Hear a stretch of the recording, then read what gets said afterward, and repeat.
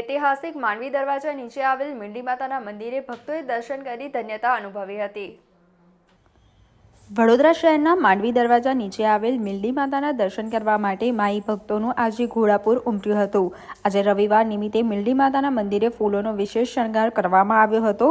મીંડી માતાના દર્શન કરવા માટે માઈ ભક્તો દર મંગળવાર અને રવિવાર ભરવા આવતા હોય છે। માઈ ભક્તો ખુલ્લા પગે આવીને મીંડી માતાના દર્શન કરે છે અને મીંડીમાં ભક્તોની મનોકામના પૂર્ણ કરે છે। આજે રવિવાર છે, માંડવી શું કહેશો? આજે વડોદરા શહેરમાં મેલડી માતાનું મંદિર આવેલું છે, ઐતિહાસિક મંદિર કહેવામાં આવે છે।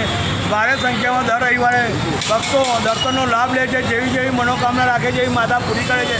3:30 થી 4ના ગાળામાં વગર ચંપલે આવતા 40-50 કિલોમીટરથી ભક્તોને જેવી જેવી સગવડ, ચા પાણી સગવડ થાય જેવી સગવડ અમે મંદિર મેલડી પરિવાર તરફથી સગવડ કરવામાં આવે છે। ને ભક્તો આજે રવિવાર બહુ મહત્ત્વનો દિવસ ગણવામાં આવે છે। હજારોની સંખ્યા ભક્તો દર્શનનો લાભ લે છે। દર રવિવારે અલગ અલગ શણગાર જોવા મળે છે, એનો દર્શનનો લાભ લે છે।